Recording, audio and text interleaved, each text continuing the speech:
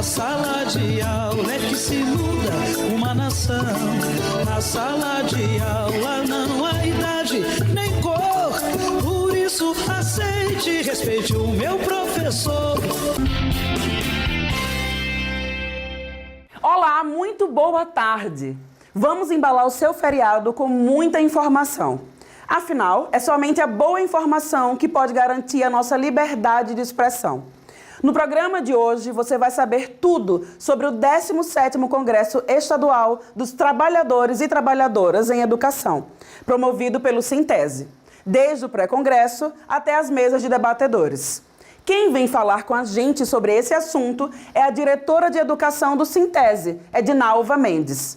Teremos também o nosso quadro O Direito é Seu, onde manteremos você informado sobre as últimas notícias a respeito da reforma da Previdência. Fique com a gente. Está no ar o TV Sintese.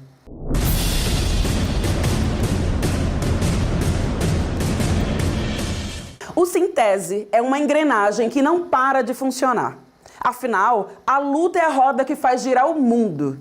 E a nossa vida é lutar. Por que eu estou dizendo isso? Porque vem aí o 17º Congresso Estadual dos Trabalhadores e Trabalhadoras em Educação. Porém, antes do Congresso, existem os pré-congressos. Os dois primeiros aconteceram dia 30 de agosto no Baixo São Francisco I e dia 31 de agosto no Baixo São Francisco II. Vamos ver como foi?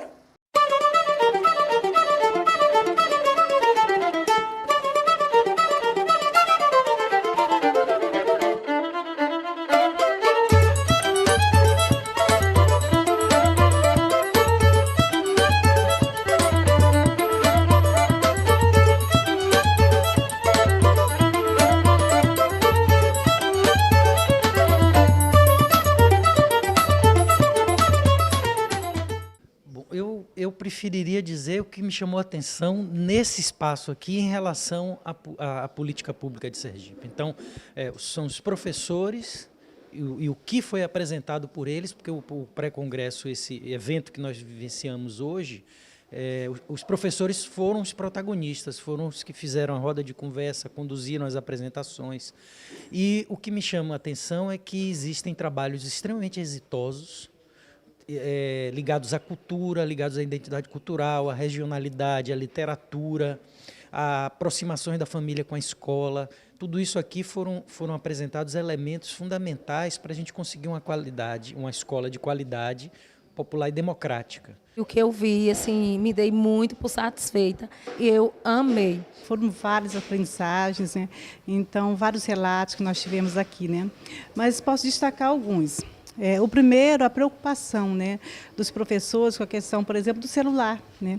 Essa área, né, toda essa preocupação com o uso do celular em sala de aula, que momento que pode estar ajudando, que momento não ajuda, como que pode estar trabalhando com toda essa cultura, né, que nós estamos tendo nesse momento. O conteúdo que foi exposto foi bastante proveitoso para cada um de nós. Cada vez mais é necessário a gente estreitar essas discussões, que nem sempre são públicas e coletivas, né? A ideia de pensar a educação, a formação do professor e seus problemas, eles são fundamentais nesse momento que a gente tem atravessado transformações históricas, né? Transformações políticas e tanto quanto, como a gente havia comentado durante o evento, as questões de uma geração para outra, né? Quer dizer, os grandes problemas são as tensões estruturais e estruturantes de uma sociedade que está em dinâmica de transformação e agora muito abruptamente. Eu creio que só perdeu quem não participou, não é?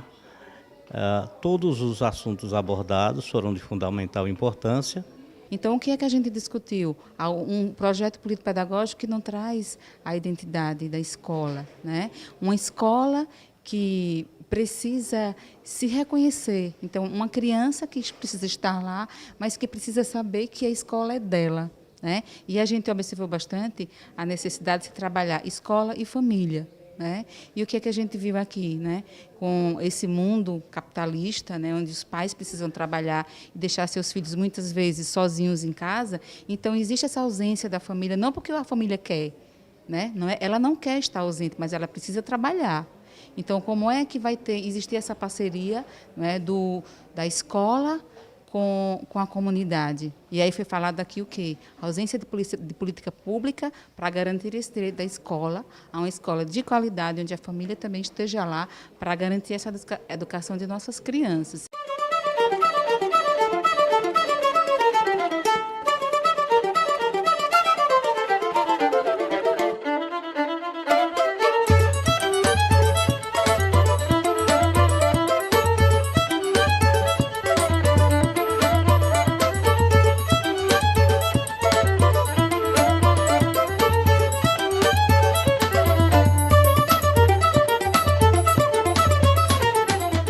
É de fundamental importância esse evento ser realizado aqui em Neópolis e pela subsede, juntamente com o nosso sindicato, Sintese, que é a nossa escola formadora, né?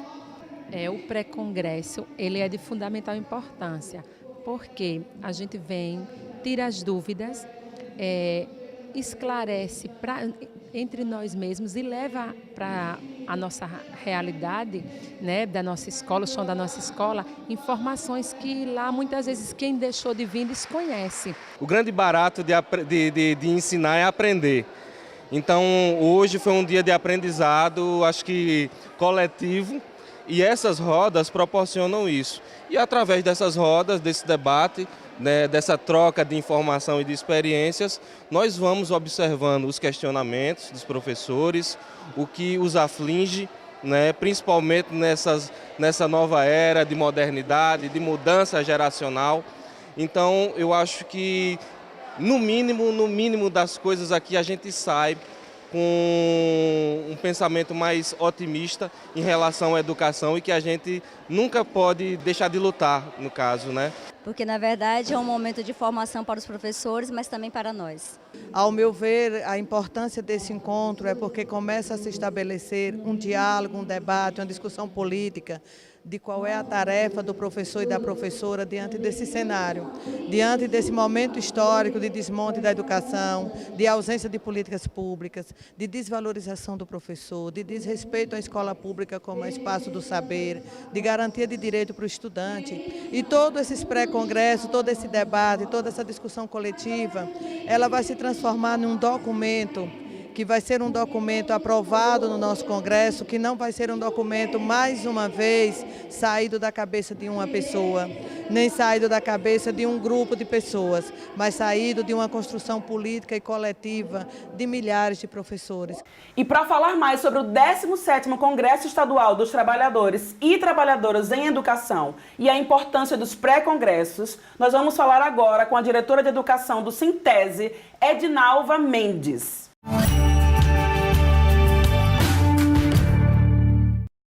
Olá, Edinalva, tudo bom? Tudo bom.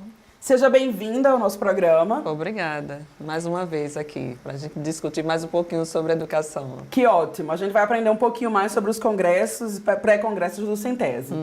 Deixa eu dar mais detalhes sobre os pré-congressos para você ter uma noção da importância que eles têm. O Sintese vai promover 8 pré-congressos. Um em cada regional e outro em Aracaju, região metropolitana, que, como vocês viram na reportagem, começaram no último dia 30 de agosto. Esses pré-congressos acontecem todos os finais de semana, menos hoje, que é feriado. Nesses pré-congressos são produzidas rodas de conversas que tratam de questões pedagógicas e do cenário educacional sergipano e brasileiro. Bom, essa é a essência, porém não é só isso, né?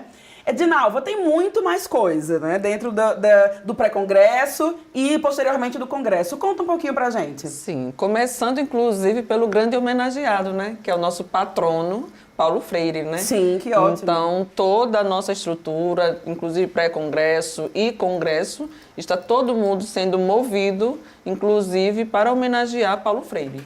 Então, diante de todas as discussões ricas que estão sendo produzidas, inclusive, nos pré-congressos, né? E aí o público pôde acompanhar aí os 2 primeiros pré-congressos, onde a categoria estava lá em massa produzindo, né? Questionando e também construindo uma educação que ela tanto almeja.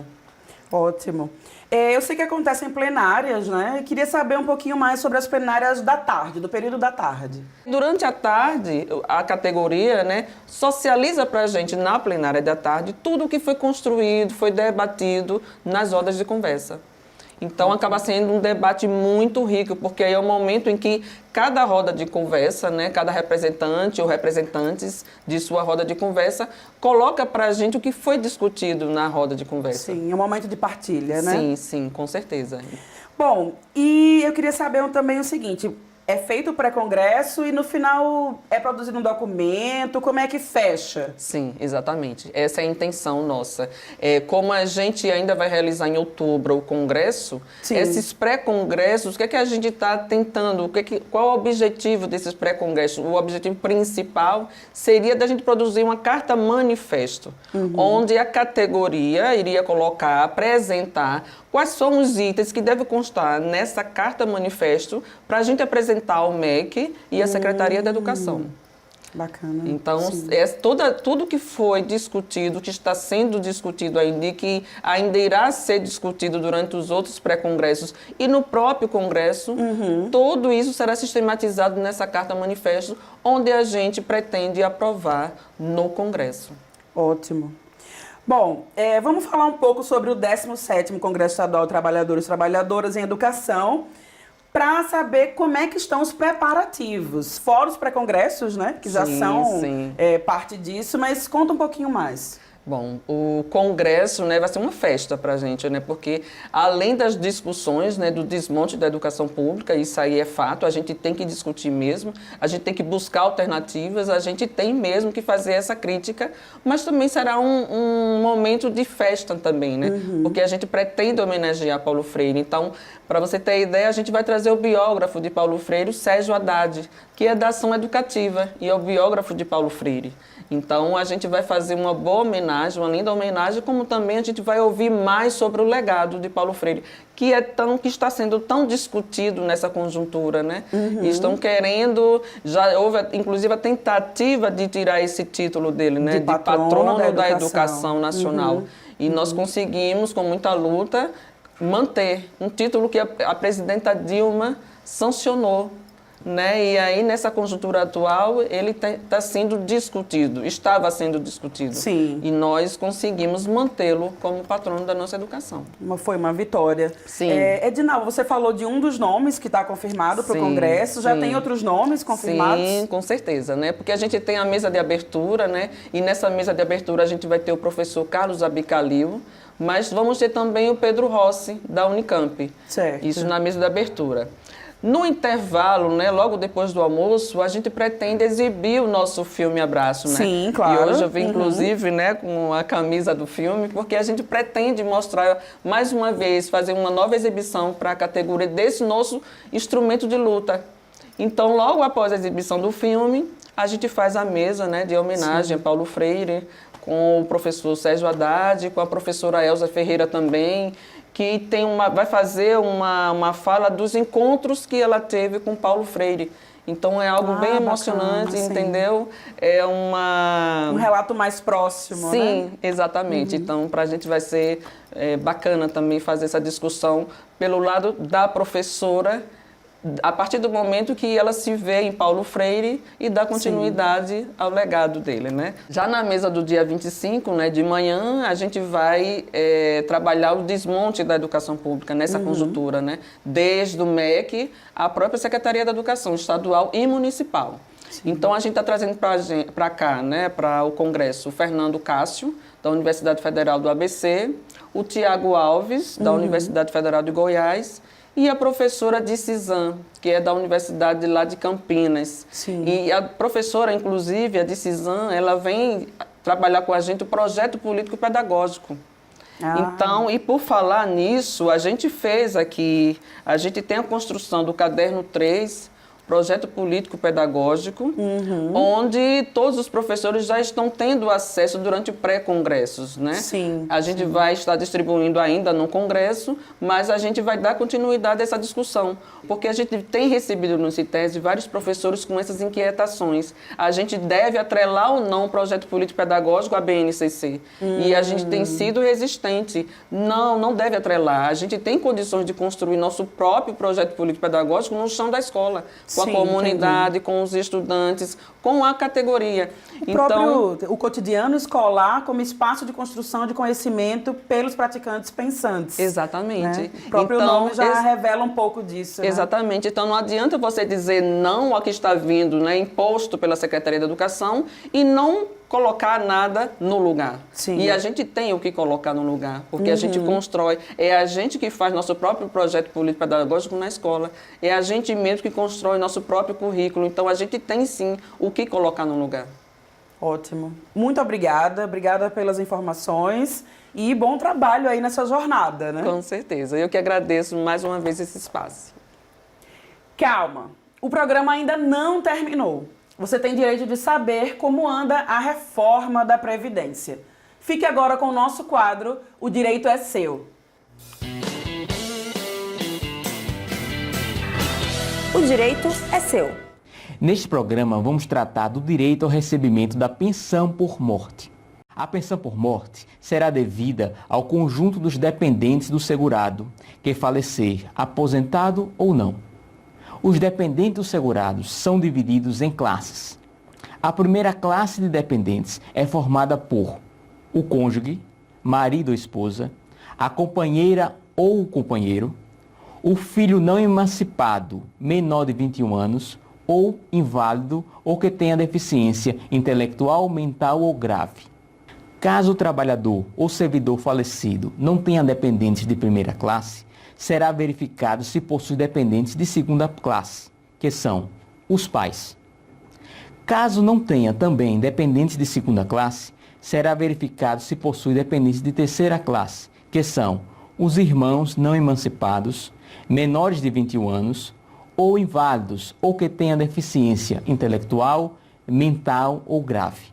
Caso também não tenha dependentes de terceira classe, ninguém receberá a pensão por morte.